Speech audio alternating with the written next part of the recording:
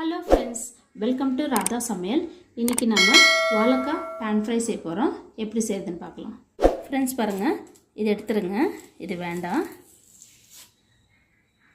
அதே மாதிரி இந்த பக்கம் இருக்கிறது எடுத்துருங்க. அதுக்கப்புறமா பாருங்கள், ரொம்ப மொத்தமாக இருக்குது. அந்த தோல் மட்டும் நம்ம கொஞ்சம் லைட்டாக எடுத்து விட்டுடலாம்.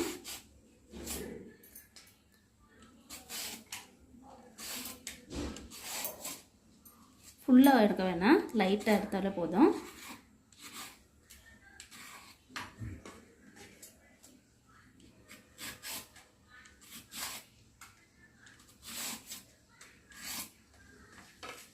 ஓகேவா ஃப்ரெண்ட்ஸ், இந்த அளவுக்கு போதும். இப்போ நம்ம இது ரவுண்டாக கட் பண்ணிக்கலாம்.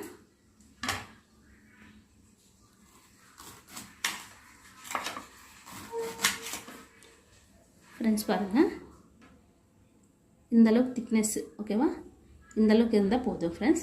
இப்போ எல்லாத்தையும் நம்ம கட் பண்ணி ரெடி பண்ணி வச்சுக்கலாம். ஃப்ரெண்ட்ஸ் பாருங்கள், இந்த மாதிரி ரவுண்டாக கட் பண்ணி வச்சுக்கோங்க. அடுத்தது பாருங்கள், இந்த மாதிரி ஒரு பாத்திரம் வச்சுக்கோங்க. தண்ணி இந்தளவுக்கு ஊற்றிருக்கேன். இந்த பாருங்கள், இந்த வாழைக்காய் வந்து இந்த தண்ணிக்குள்ளே போடுறேன். போட்டு ஒரு 1/4 வேக்காடு மட்டுக்கு நம்ம வேக வைக்கலாம். ஓகேவா ஃப்ரெண்ட்ஸ். ஃப்ரெண்ட்ஸ் பாருங்கள், வாழைக்காய் வந்து ஓரளவுக்கு வெந்துருச்சு. ரொம்ப பாருங்கள் எந்தளவுக்கு வேகணும்னு நான் காட்டுறேன் உங்களுக்கு. பார்த்தீங்களா, ஒடியில் பார்த்தீங்களா, இந்த அளவுக்கு இருக்கணும் ஃப்ரெண்ட்ஸ். ரொம்ப வெந்துச்சுன்னா இல்லை கட்டாயி போய்டும், சின்ன சின்னதாக பீஸ் ஆகிடும். ஓகேவா ஃப்ரெண்ட்ஸ். இப்போ நம்ம இதை எடுத்துகிட்டு தனியாக ஒரு பிளேட்டில் போட்டுக்கலாம். ஃப்ரெண்ட்ஸ் பாருங்கள், நான் வந்து ஃபேன் கீழே வச்சு நல்லா ஆற வச்சுருக்கேன்.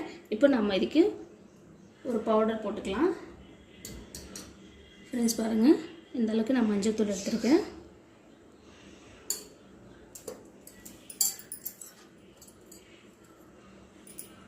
ஃப்ரெண்ட்ஸ் பாருங்கள், கரம் மசாலா.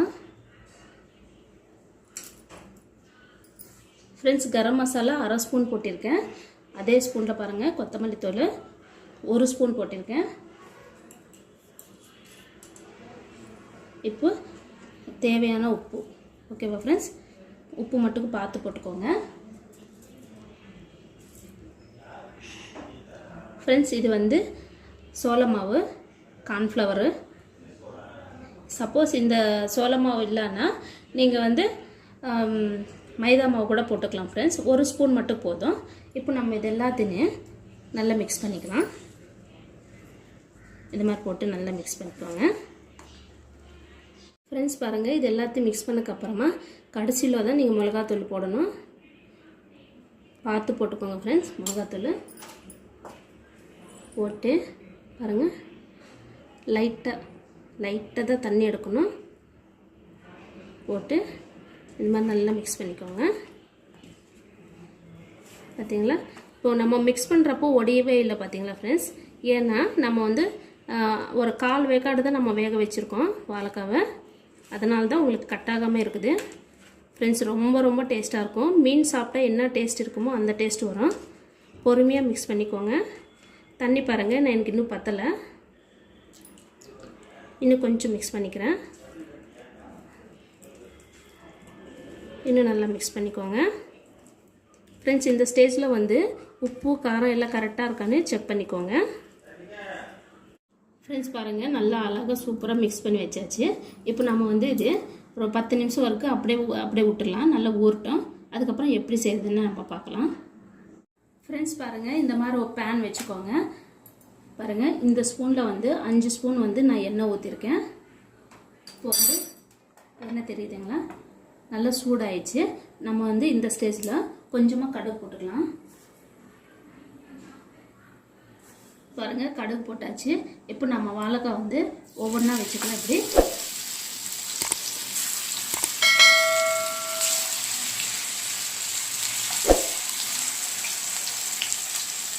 இந்த மாதிரி வச்சுட்டே வாங்க.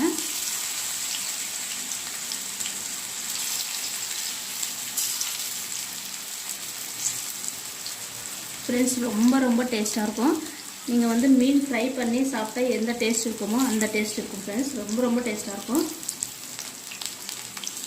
சாம்பார் சாதத்துக்கு, தயிர் சாதத்துக்கு, பருப்பு குழம்புக்கு எல்லாத்துக்குமே சூப்பராக இருக்கும். இந்த மாதிரி லைனாக இந்த மாதிரி அடுக்கி வச்சுக்கோங்க.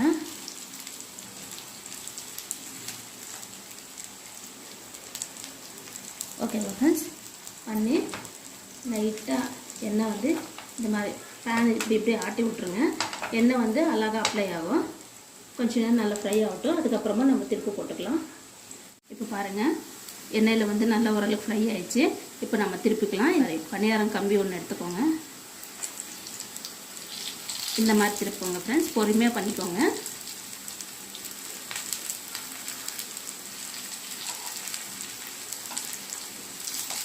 இந்த மாதிரி திருப்பிக்கிட்டே வாங்க.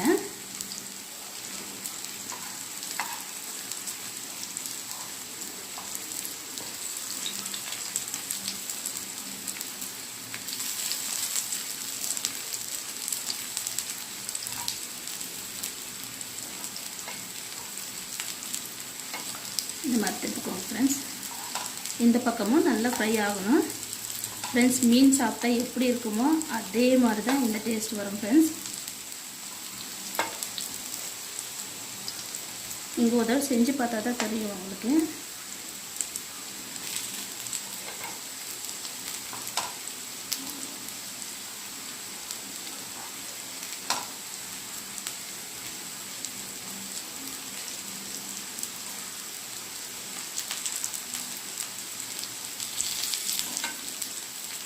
ஓகே ஃப்ரெண்ட்ஸ், இந்த மாதிரி பண்ணிவிட்டு இந்த பேன் எடுத்து ஒரு தடவை இப்படி ஷேக் பண்ணி விட்ருங்க. இப்போ நல்லா ஃப்ரை ஆகட்டும். நல்லா முறை கிறிஸ்பியாக வரட்டும் ஃப்ரெண்ட்ஸ். இது வந்து கிறிஸ்பியாக வர்றதுக்கு நமக்கு காரணம் என்னென்னா, கார்ன்ஃப்ளவர் மாவு தான் நம்ம போட்டோம்ல, அந்த கார்ன்ஃப்ளவர் மாவு தான் உங்களுக்கு வந்து அந்த மசாலா வந்து வெளியில் போகாமல் அப்படியே டைட்டாக பிடிச்சிக்கும் ஃப்ரெண்ட்ஸ். அப்போ வந்து அந்த கார்ன்ஃப்ளவர் மாவு தான் உங்களுக்கு கிறிஸ்பி கிடைக்கும், நல்ல முறுமுறுப்பாக இருக்கும். ஓகேவா ஃப்ரெண்ட்ஸ்? ஃப்ரெண்ட்ஸ் பாருங்கள், இந்த ஸ்டேஜில் வந்து கருவேப்பிலை கொஞ்சம் போட்டுக்கோங்க. இதுவும் சரி நல்லா ஃப்ரை ஆகட்டும் ஃப்ரெண்ட்ஸ். பாருங்கள், எனக்கு வந்து நல்லா சூப்பராக ஃப்ரை ஆயிடுச்சு. இதுதான் கரெக்டான ஸ்டேஜ். இப்போ நான் எடுக்க போகிறேன் இதெல்லாத்தையும்.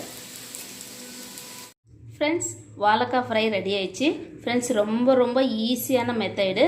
நீங்களும் இந்த மெத்தடில் செஞ்சு பாருங்கள்.